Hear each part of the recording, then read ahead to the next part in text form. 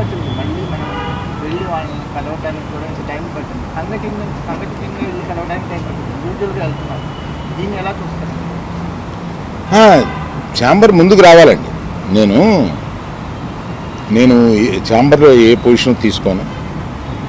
నేను ఎప్పుడన్నా ముఖ్యమైన సంఘటనలు ఇలాంటివి ఎప్పుడన్నా ఉన్నప్పుడు వాళ్ళు పిలుస్తూ ఉంటారు. నేను వెళ్ళి పెద్దగా నేను చెప్పాల్సింది చెప్పేసి వచ్చేస్తూ ఉంటాను. నేను రెగ్యులర్గా జరిగే ఛాంబర్ మీటింగ్స్కి అది వెళ్ళను. నిన్న అంటే కావాలని నిన్న పిలిచారండి. నాకు మేము మూసేస్తాం, మీరు రండి మాట్లాడతాం, అది నచ్చలేదు కనుక నేను వెళ్ళలేదు.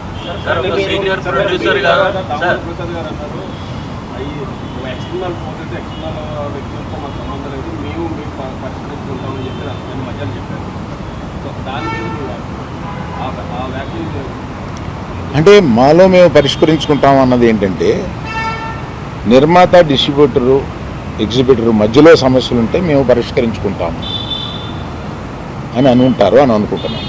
సార్, ఇండస్ట్రీకి ఇంత ఇంపాక్ట్ చేసే ఒక సమస్య వచ్చినప్పుడు మాట్లాడకపోవడం కూడా మీరు నిజంగానే మీకు నచ్చలేదని చెప్పారు. మాట్లాడటం కూడా అంటే అధికారం గారు లాంటి పెద్ద వ్యక్తి ఇందులో ఇన్ని సంవత్సరాలకు జర్నీ ఉంది, మీరు మాట్లాడకపోవడం కూడా ఇబ్బందే కదా.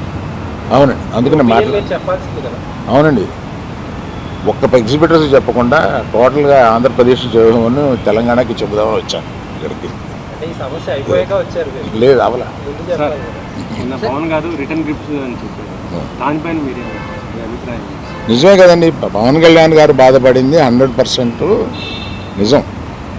ఆయన సినిమా వస్తుంటే మేము థియేటర్ మూసేస్తాం అని అంటే ఆయన బెదిరిస్తున్నారా ఏంటి?